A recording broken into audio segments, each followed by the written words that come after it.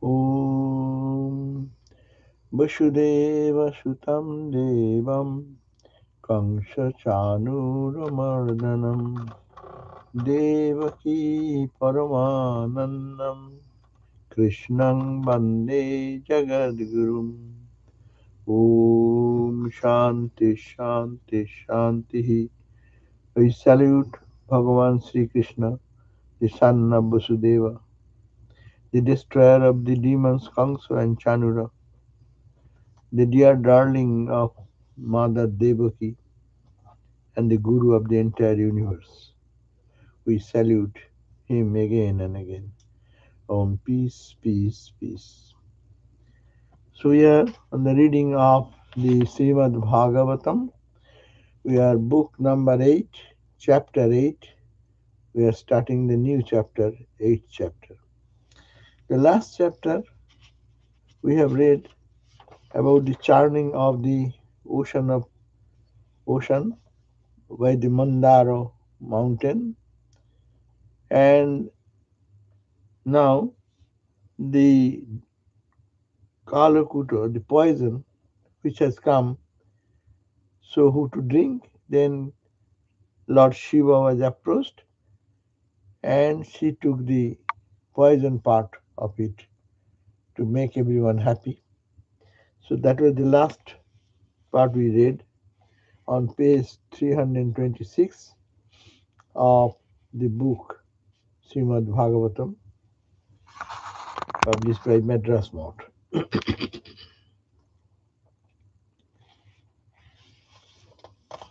And last we read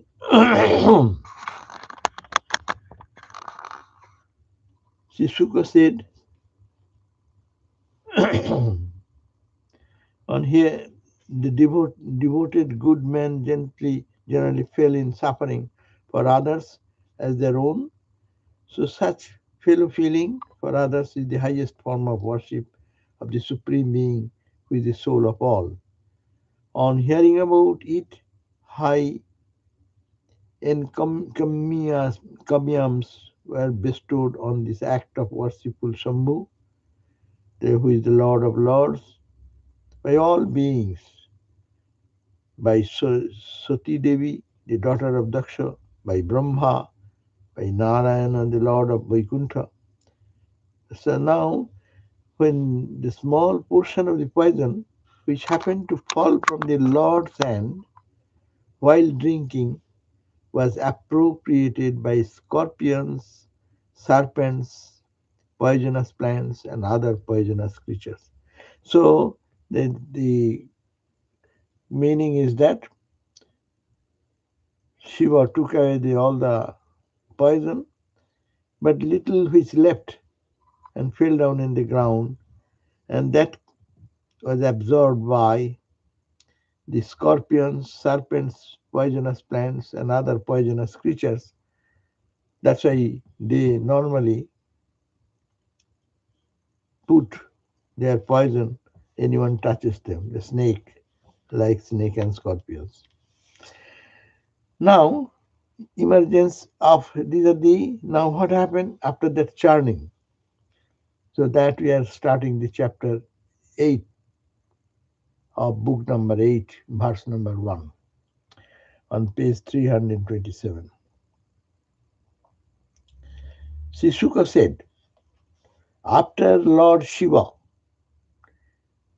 who had the emblem of a bull for his standard, had drunk the poison, then the Devas and Asuras were again cheerful because they are unhappy when the Anantanaga, the snake, was vomiting poison, and in that poisonous situation, everyone was losing their life, breath.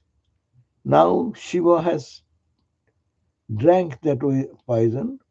As a result, Devas or Asuras now become cheerful and they began to charm the ocean with great enthusiasm because they're expecting that something good will come out. Poison has come which is not expected.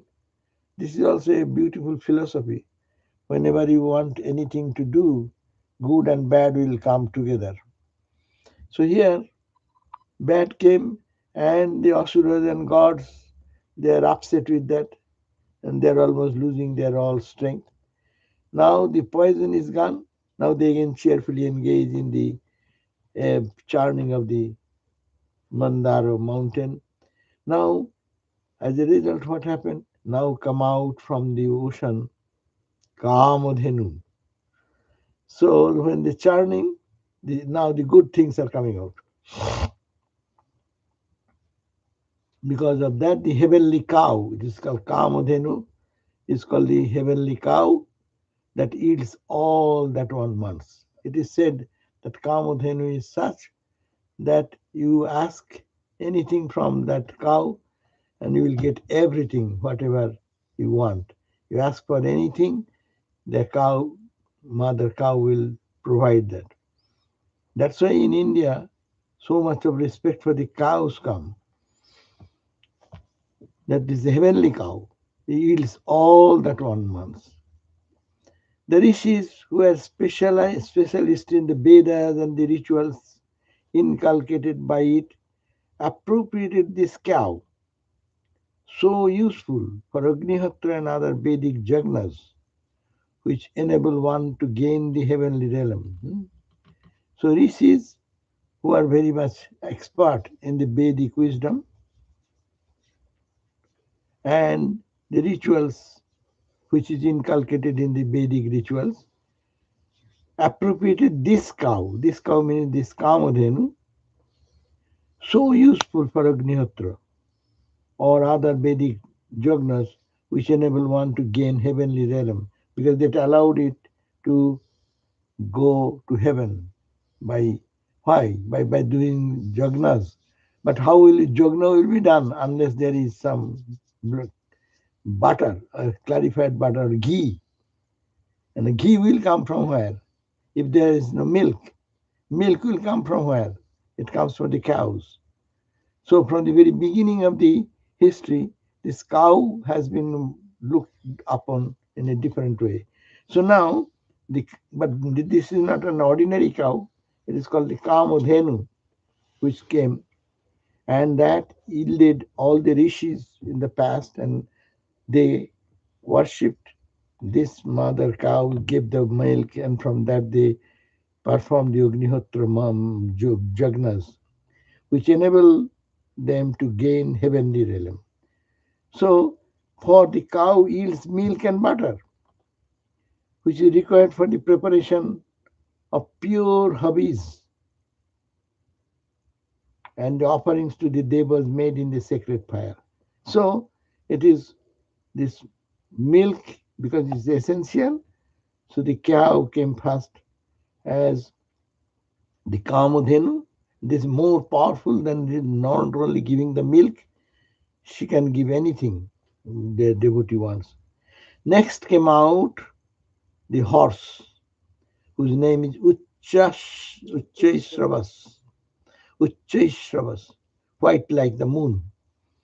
So these are divine things, one after another, coming out of the ocean, churning of the ocean.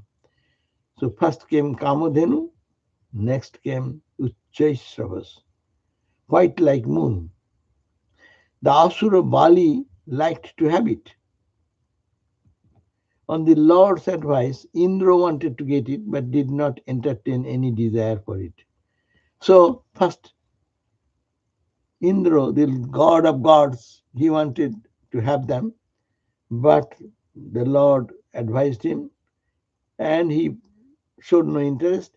So, the Bali, who is the king of the Asuras, he got it. So, he got this horse, white horse, whose name is Uchchaishravas. In the Bhagavad Gita also, we find their name referred. On the Lord's advice is done. Now, fourth verse. So the horse came, then the next came. This was followed by the emergence of Airavata. Airavata, the white four-tusked elephant that excelled the greatness of even Mount Kailasa. That means next came the four-tusked elephant. His name is Oiravat. Oiravat also mentioned in the Bhagavad Gita. The snow-covered mountain, which is the Kailasa, its whiteness is compared, is much whiter than that even the Kailasa, snow-capped Kailasa, the snow-covered mountain, which constitute the abode of Lord Shiva. So these three things first described. First came the Kamadhenu, second came the for the Uchchaisravas, eh? And the third came the four-tusked elephant, Vairavat. Now, fifth, now the Kaustuva, a gem of the species of Padmaraga, a gem named Padmaraga. But then gem, now the Kaustub is what? A gem of the species of Padmaraga that came out of the ocean. Hori desired to have it as an ornament for his neck. So the Lord Hori wanted that Padmaraga Kaustuba Muni. That's why it is Narayana always have Kaustuba, that gem in his chest, ornament in his neck. Next came the celestial tree. This is not ordinary tree. It is called Parijata tree. So next came the celestial tree known as the Parijata. And Parijata is an ornament of the heavenly region. It does not grow in the earthly plane. It grows in the heavenly plane. It fulfills the wants of those who approach it for anything, just as you, King Parikshit, have been doing in this world. So this Parijato, Briksha, tree Parijato, and heavenly abode, it only grows there, and it is also fulfill. It can have it has the power to fulfill the wants of those who approach it for anything. That means approaching this Parijato Briksha, one can get anything earthly or heavenly. The heavenly nymphs known as Apsaras came next. So first came all these big, attractive, powerful things taken by Lord Hori, the Kaustuva gem, like that Oiravata and others taken by different. Indra took something, Boli took something, Indra took something like that. Now next came the attractive nymphs, heavenly nymphs.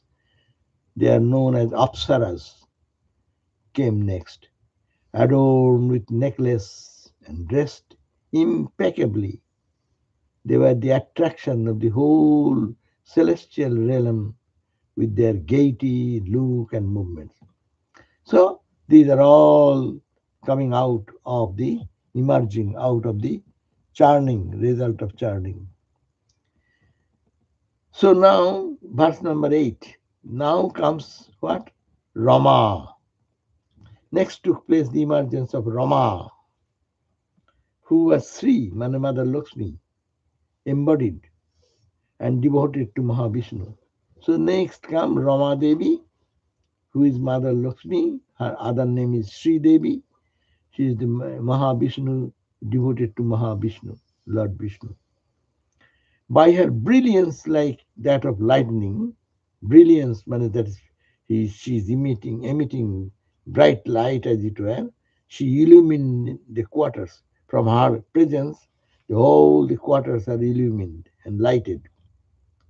Attracted by her beauty, sweetness, tender age, complexion, and sublimity, all species of beings, whether they're gods, asuras, men, lost their hearts to her.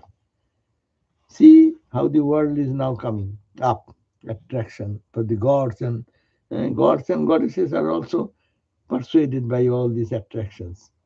So that's why God realization is so difficult.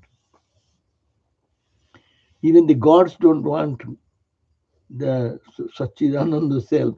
They run for the beauty of the emergence of Rama, whose bright, brilliant personality radiating all the corners like lightning.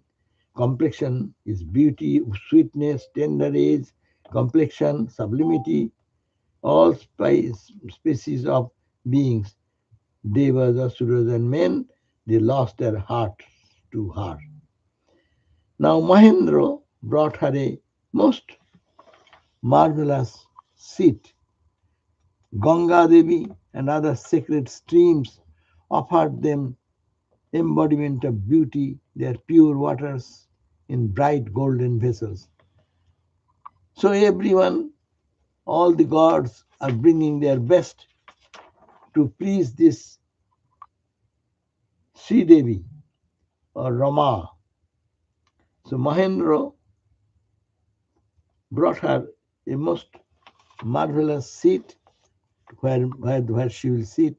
Ganga Devi and other sacred rivers, streams offered that embodiment of beauty, that means Sri Devi, their pure waters in bright golden vessels. Vessels are also bright and golden. All Rajasic and supremely richly affair. The earth brought all the herbs and medicinal plants required for the consecration ceremony. So the Mother Earth brought the best what she can bring in the what is called the plants and herbs, medicinal herbs. While the cows, what can they do? Cows contributed their 5 sacred products, Pancha Gabya. So, what the milk products? The cows brought their waste to that Sri Devi. And the spring season brought the flowers special to the months of Chaitra and Vaishakha, these two Bengali or Indian calendar months, when spring season starts and fragrant flower comes. So the spring season brought this gift to Rama Devi. Now, what the rishis did, 12 verse. The rishis made all arrangements for the bath of consecration. So, rishis know all the rituals. So, they made all arrangements for mother to take bath.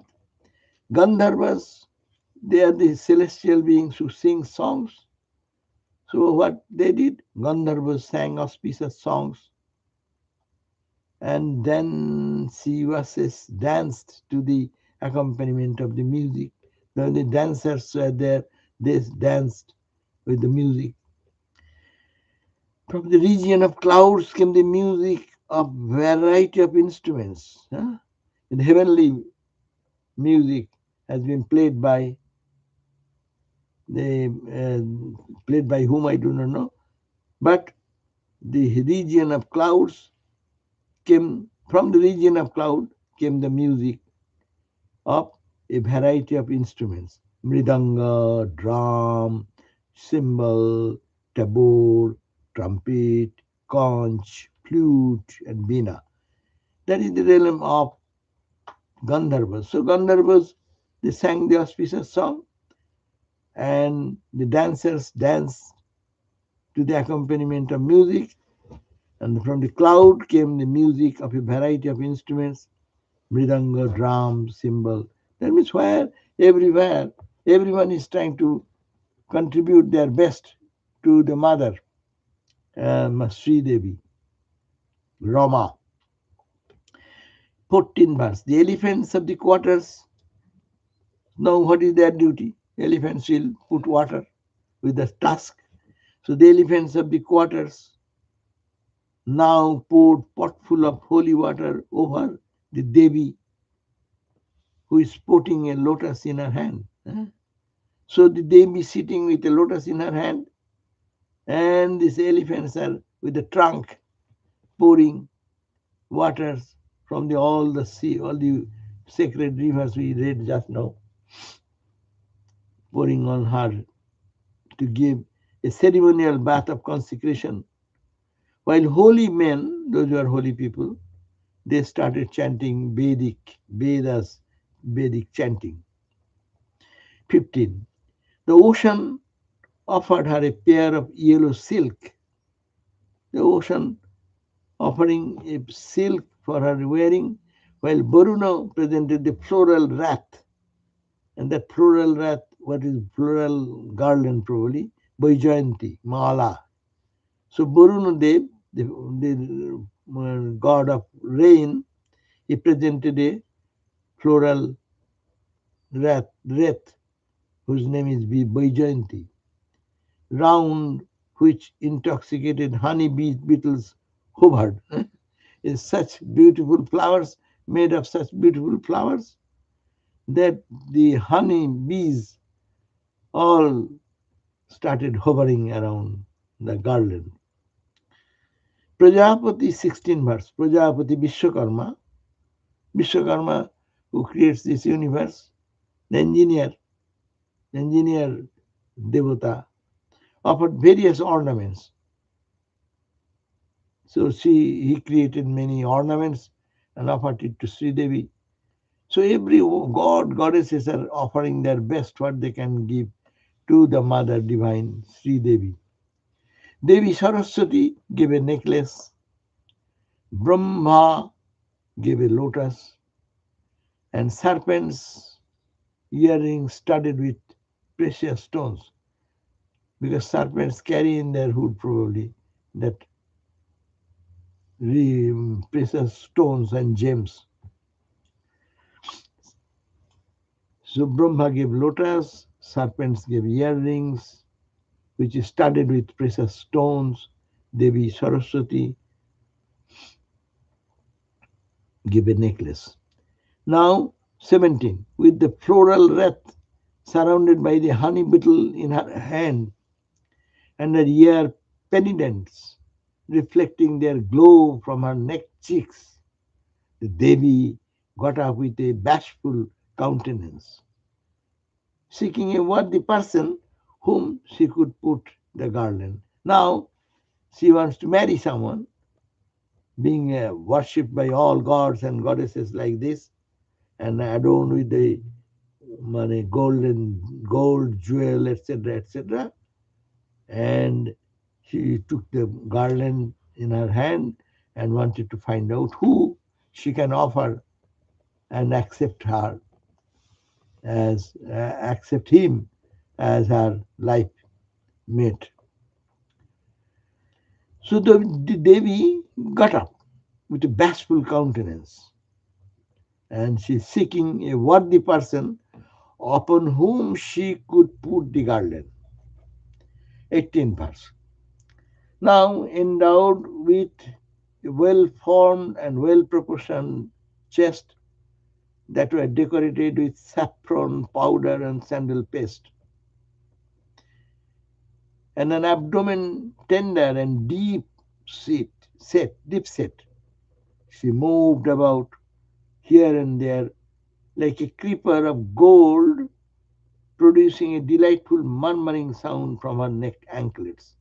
With the anklets in her feet, and she is moving from one person to another person with a garland in her hand to put the garland on someone who will be befitting for her ability.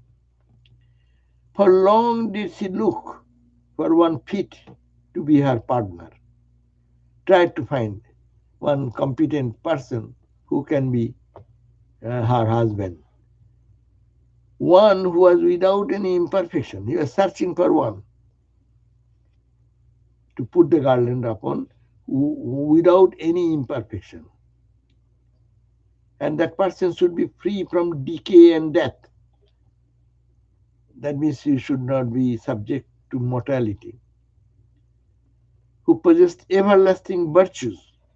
He is not an ordinary person, he is always virtuous. But she could find none. None where? Searching among the Gandharvas, among the Yakshas, Asuras, Siddhas, Charanas, and Devas. So her first attempt were futile, could not get anybody among the Gandharvas who are celestial musicians. No, because she wants that it should be given to one who is no imperfection and then who is free from decay and death. That means death, he will be living eternally. That means long, and who possesses everlasting virtues, but could not find among the Gandharvas, Jakshas, Asuras, Siddhas, Charanas, Devas, no one could satisfy her with these qualities, could not find anyone. Now she cogitated. Rama Devi, now she thought. What is she thought? Verse number 20. One who has much of austerity to his credit is sin not to have subdued anger. So he found, I said, let me try with austere people. So those who did austerities, they are great people, much austerity to that person, but not free from anger, like in Durvasa. Yes, Durvasa was among the what you call the holy people, austere people, most austere, but he has the anger, so he cannot put on Durvasa. Others having much knowledge, there may be other people who found they have great knowledge, but they have the victims of personal attachment, as in the case of Shukra. Shukra is god of gods, guru of the gods. But he has a weak point. He's a very knowledgeable person, but he has the attachment like Shukra. He could not find the proper person there. There are still others who are dubbed great, but they have no control over their sex instinct, as in the case of Brahma and Chandra, etc. So this is also imperfect. He is not a, he has great qualities, but he cannot control his instincts, sex instincts, like Brahma, Chandra. So great, but still there is weakness. How can anyone dependent on another like Indra be called Ishvara, the Lord of all at all? So, 21 verse. Some follow dharma. We found like Parashuram is very dharmic, but are heartless, killing all the kings, innocent kings. Parashuram. Others have renunciation, but it might not bring them liberation, as in the case of CV. CV story is there. I do not know. But I heard, I forgot. So it says that others have renunciation, great renunciation, but it might not bring them liberation, as in the case of CV. Some have prowess, like Kartavirja, but being subjected to the destructive speed of time, it is purely illusory. So he has prowess, great strength, but is subject to destructive speed of time. In time, it is destroyed. And that is looking as if the power, but not real power. That's illusory. There are still others she found who are absolutely detached from life. They are good people, are very powerful. They are totally detached from life and are pure ascetics like Sanaka. Surely such could not be a fitting partner to me. So she cogitated like that. These are great people, but I cannot think that they are all perfect. They have their weak points. They lack in their integrity somewhere. 22 point. It is Sri Devi is cogitating in her mind. Some have long life, but are not attractive by nature, as Markandeya. They have long life, but they are not very attractive, means not very, what you call, good looking. Some are attractive, but their life may be short. So some are attractive by nature, but are not attractive by nature. Acha, now some are attractive, but their life may be short in case of Hiranyaksha. Some have both attractiveness and longevity, follow ways of life that are repulsive, as in the case of Rudra. So, two qualities are there. Both attractiveness and longevity is there, but and follows ways of life, but their life is such that are repulsive, as in the case of Rudra. But there is one who combines all these attractiveness, longevity, auspicious way of life, and that is only she found Mahavishnu. But he is immersed in his self, Atma Rama, and may not care for me. So, this is the dilemma and cogitation. She could not find anyone suited to whom she can give her the garland and accept her in, in her life. So only he found that it is Lord Narayana Vishnu is perfectly fitted for her, attractive equally longevity is there, auspicious way of life is there, and that is Mahavishnu. But now he does not care, Mahavishnu, because he is immersed in itself, Atma Rama, and may not care for me. Now 23. Rama chooses Mahavishnu. Rama. Now, but he may not like, but Rama thought that probably Mahavishnu will accept me. Cogitating in this way, Rama chose as partner Mukunda or Mahavishnu, who alone was according to her heart.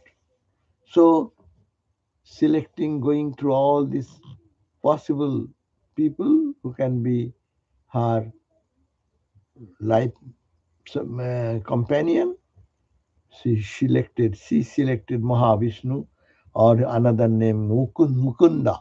Mukunda is the name. And he will be the only according to her heart. For she found him the center of unabating virtues. So Mahavishnu, in Mahavishnu, she could find there are virtues unabating, supreme over all being, the only independent person. He is only independent. He does not depend on anybody in the universe. Supreme over all other beings. And also unaffected by impure gunas of Prakriti. Everyone is subject to the gunas and the Prakriti, but endowed with all auspicious gunas, unaffected by any impure gunas. Mahavishnu, Narayana, is free from all impurities of gunas of the Prakriti, but endowed with the auspicious gunas or attributes. Negatives are gone zero, but all positive. Though free from every form of desire himself,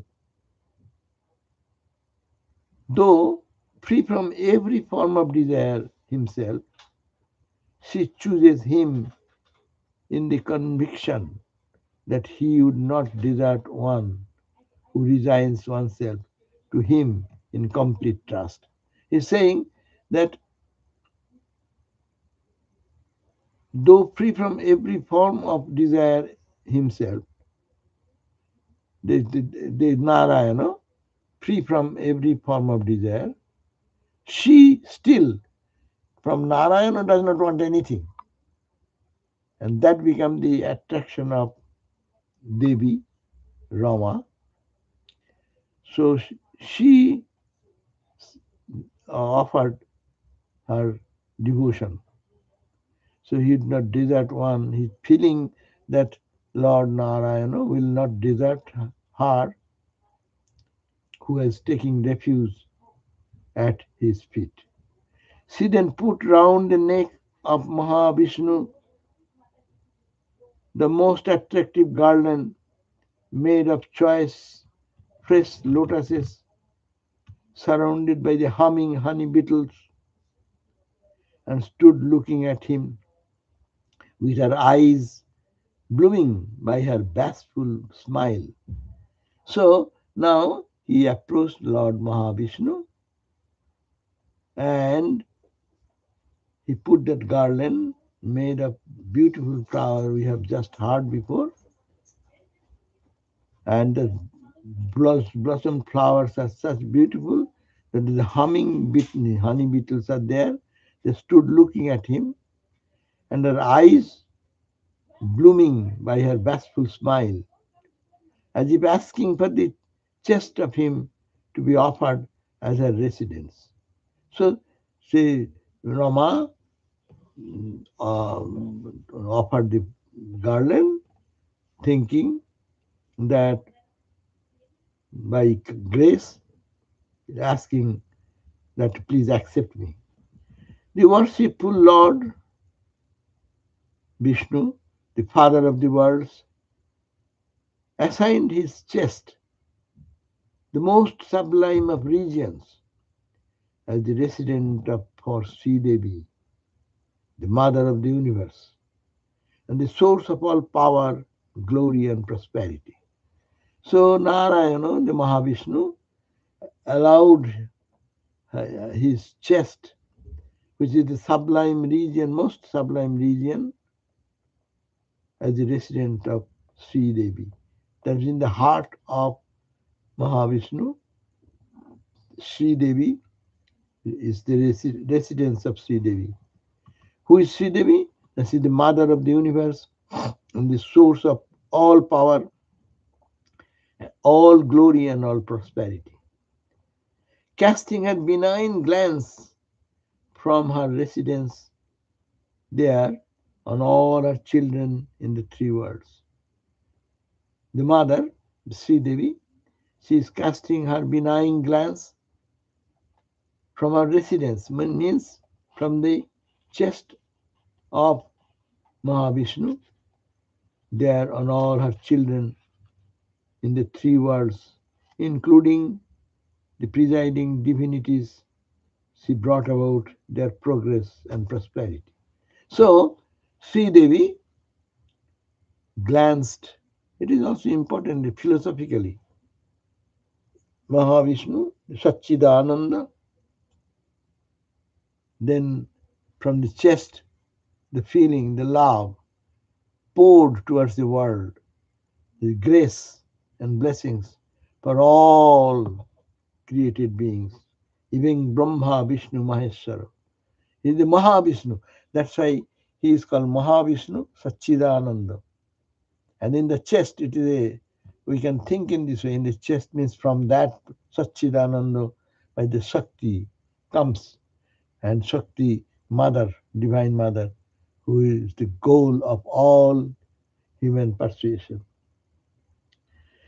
So we find that including the presiding divinities, she brought about their progress and prosperity. So this is the mother, Sri Devi, got her place in the chest of Mahavishnu, and she is there to bestow her glance and blessings to everyone in the universe, whoever is searching for anything. And she brought about their progress and prosperity of the Brahma, Vishnu, Maheshwara even. Mahavishnu is the creator of Brahma, Vishnu, Maheshwara. In Vedantic term, we can easily think what it means, that he is Satchidananda Brahman. And as we say Shakti, Shaktiman, other philosophy, we can think in that way, that Shakti and Shaktiman, the power, and whose power, they are one. So from the chest of that Mahavishnu, the Shakti, the mother, Sri Devi, casting glances on all for their well-being and blessings. Then the loud sound produced by the music, dance, trumpets, mridangas, and conch shells of the celestial attendants of the assembled divinities swelled forth everywhere in the air. So, seeing this beautiful, graceful merging, and Sri Devi in taking shelter at the chest of Mahavishnu, so everyone started joyfully, gleefully celebrating that with the singing, dance, trumpets, conch shell, all attendants of the assembled divinities swelled forth everywhere in the air. 27. The Prajapatis like Brahma, Rudra, Angirasa showered flowers and extolled the Lord with Vedic mantras dealing with supreme truth and attributes of Mahavishnu. So the Prajapatis were the rulers of different, like Prajapatis are the rulers, Brahma, Rudra, Angiras. They showered flowers and extolled the Lord. How? Praise the Lord with Vedic mantras. They started chanting Vedic mantras dealing with the supreme truth and the attributes of Mahavishnu, where the glorification of Mahavishnu is there. In the Vedic literature, Mahavishnu's grace and glory is the Satchidananda, Brahman, the, the glory of Brahman Atman. We hear about that. So terminologically, they are calling it Mahavishnu. We will explain from Vedantic perspective. Bhaktas may not agree to that, but I find the similarity that Mahavishnu is Satchidananda Brahman, and there is the Shakti, Sri Devi, and the Shakti comes out of Brahman, and that Shakti called Mahamaya, and here is Sri Devi. Her only purpose, like Mother Sarada, only purpose that they glance on everyone, the benign eyes, overwhelmingly for the good of everyone. So, seeing that scene, all the Prajapatis and divine entities started chanting, dancing, singing, chanting Vedic mantras, dealing with the supreme truth, glorifying Mahavishnu.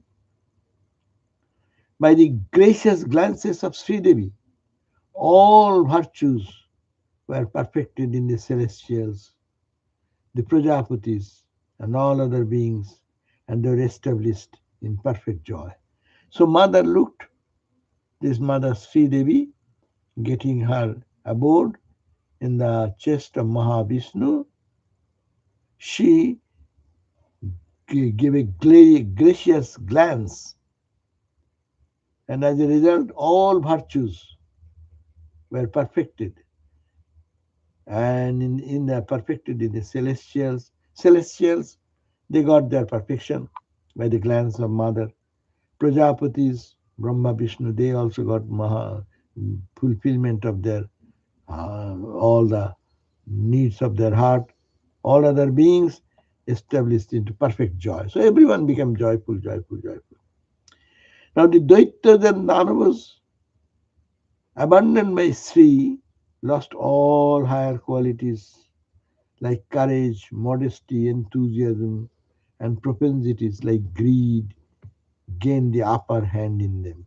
So now all the good qualities as if has come as Sri Devi, churning of the mountain ocean, churning of the ocean, and all these good qualities, Ma then glanced at the gods and heavenly abode, those who are residing in the heavenly abodes, and good people. They got filled with joy and happiness. But the Daitas and the Danavas, that means the Asuras, they abandoned by Sri. Mother left them.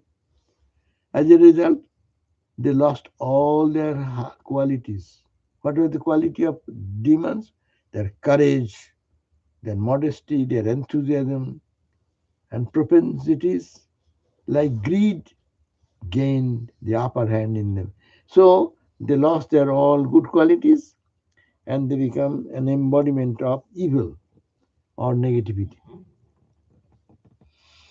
So this is the effect of Mother Rama, who appeared out of the came out from the ocean, churning ocean. Now emergence of Baruni and Amrita, Amrita the nectar. 30th verse. Next appeared Baruni, the presiding deity of liquor, in the form of a lotus-eyed and handsome girl. So after Sri Devi, then appeared what? Baruni in the presiding deity of liquor. Liquor means, yes, wine, liquor. Their presiding deity is called Baruni in the form of a handsome girl. Permitted by Hori, the Asuras took possession of her. That means they are attracted to her and they took that. Their mindset is not in other thing, but mind is polluted. So they got that liquor in the embodiment of a handsome girl and they took possession of that girl. That means they accepted the liquor to drink. On the Devas and the Asuras, the issue of Kashyapa churning the ocean further in their quest for Amrita, the immortal drink, there arose from the sea a man with a unique and astounding form. Now, the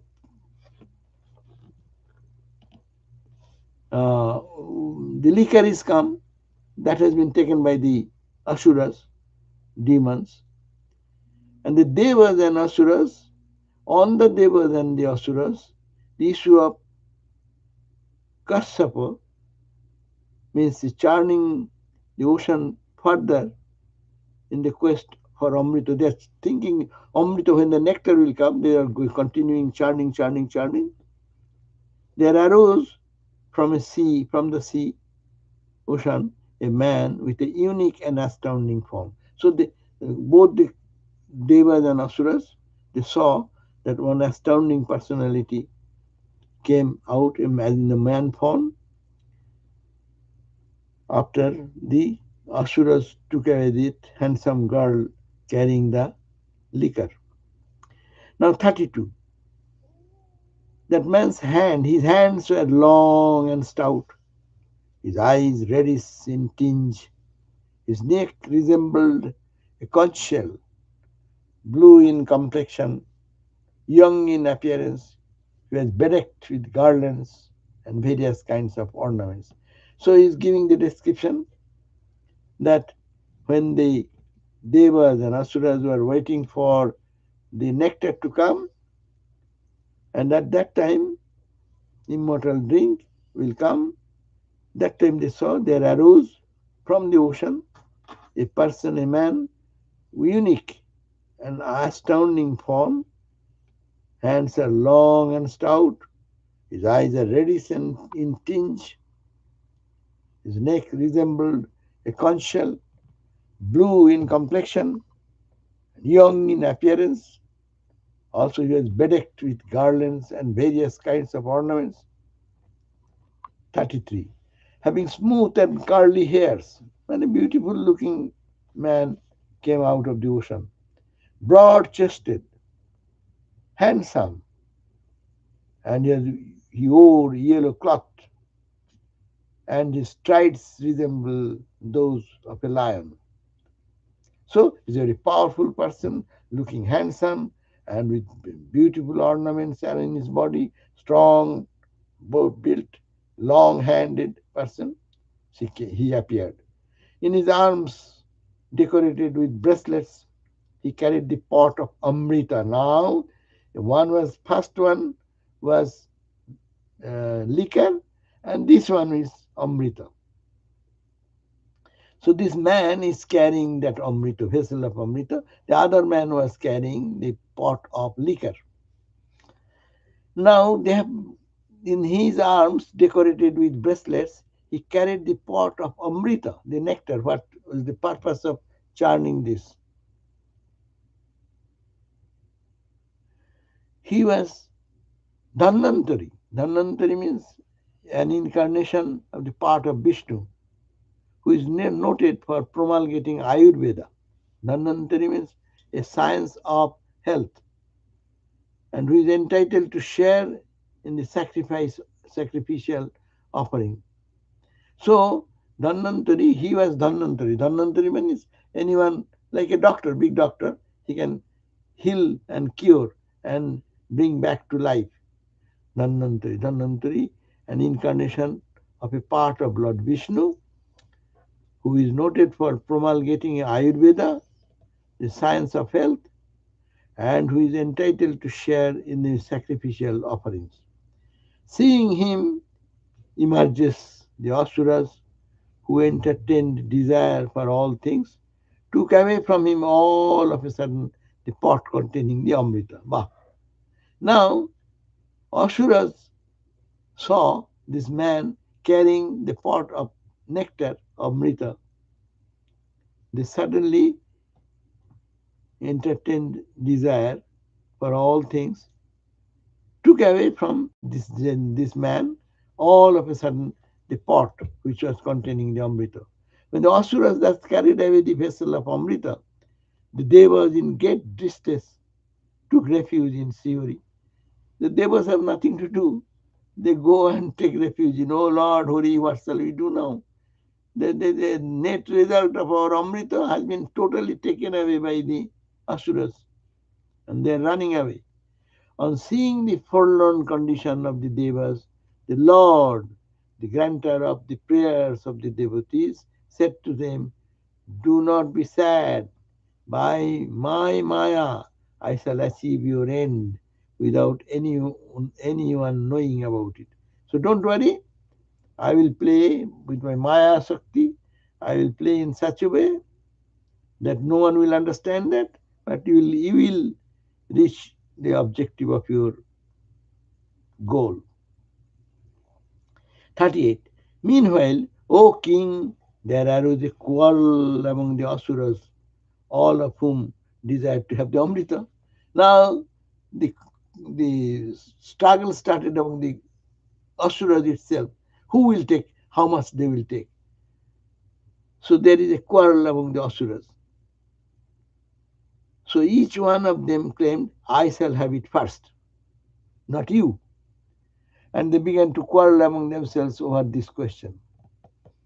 As it happens, no? Asuric nature, selfish nature, cunning nature, they will be fighting for me and mine. That's the eternal teachings of the Gita and Upanishads and the Shastras. So they are the Asuras. So they've all started fighting who will first eat and how will be immortal first. So they began to quarrel among themselves over this question. The weaker among the Asuras, who feared that they might not get any share of the Amrita, felt jealous of the stronger ones holding the pot. Who is holding the pot? Who is most powerful? And who is begging the most weak people? Even among the asuras or demons. So felt jealous of the stronger ones holding the pot, remonstrated, saying, the devas whose labor in the enterprise is equal to ours are entitled to an equal share of Amrita.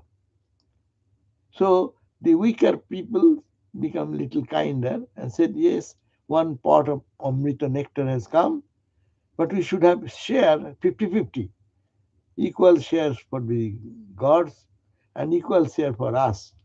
Just as the master of the sacrifice and all priests participating in a Satra Jagna, Jago, get their due rewards. This is the law, eternal law. So the weaker among the asuras who feared that they might not get any share of the Amrita.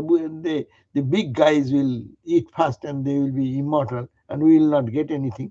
Then they brought this argument, hey, it is not proper. In the Jagna practice, everything should be shared half and half. And Asuras and Suras, we chant the mountain and the ocean. As a result, this has come. We should share 50% of that. Among the Asuras, one group, weaker group, who will think that they are deprived totally, they supported this idea and told the powerful people who are holding the pot of nectar. Now, 41 verse. While matters stood thus, the all powerful Mahavishnu, who was the master of art of devising means for achieving any end, however difficult, he assumed the form of a woman, so wonderful that it defies description. Her complexion was like the color of an extremely attractive blue lotus. Every limb of hers was handsome. Her ears, with appropriate ornaments, were exactly alike in formation. She had shining cheeks and high nose. Her breasts, indicative of her blooming youth, were all rounded and proportionate, and her abandonment in the contrast seemed very and her abdomen in contrast seemed very thin. The humming bees, which were attracted to her face by the fragrance of her breath, often made her eyes shrink in fear. That means she's so beautiful and also so fragrant, sattika. So even the bees are thinking it is flower and touching the mouth or face. So the eyes were very shrunk in fear. Her luxuriant braids were decorated with blooming jasmine wreaths, while necklace adorned her handsome neck, and armlets her attractive arms. So armlets and all the beautiful of golden things are there, necklace is there. Her hip, extensive like an island, were draped with a silk cloth over which there was an encircling girdle of great brilliance, while well-fashioned anklets added to the beauty of her slow and attractive movement of her feet. So Lord Mahavishnu now played a trick that she appeared as a Mohini, an attracting lady. And all the description is given here by Bhagavat. By her frequent glances, accompanied by the movements of her brows, caused by her bashful smile, she roused gusts of passion in the minds of the Asura leaders.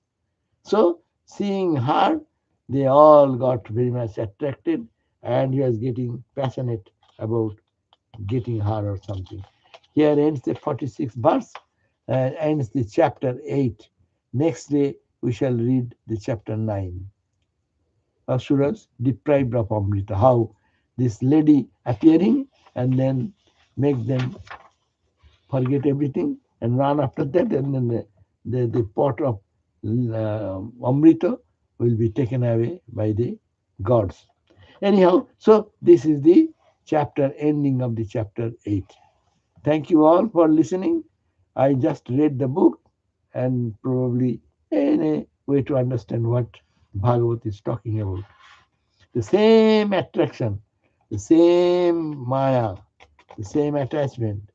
That is the Ashura. Ashura is in us. So Ashura and Sura, always conflict is going on. And Ashura, always there is a risk of falling in any trap of that. And that is the Maya Shakti of Mahavishnu.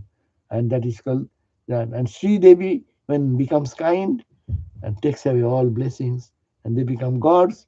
And when it comes out of that goodness, then they become Ashura. And they will be lustful, greedy, and all these things.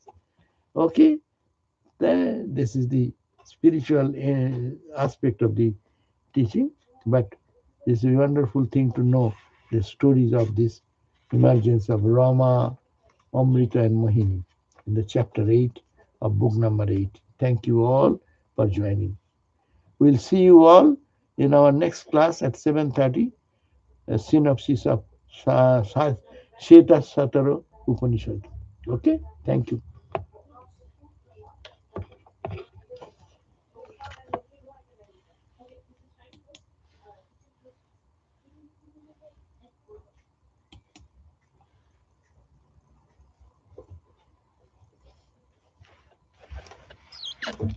আচ্ছা এটা কি কোথায়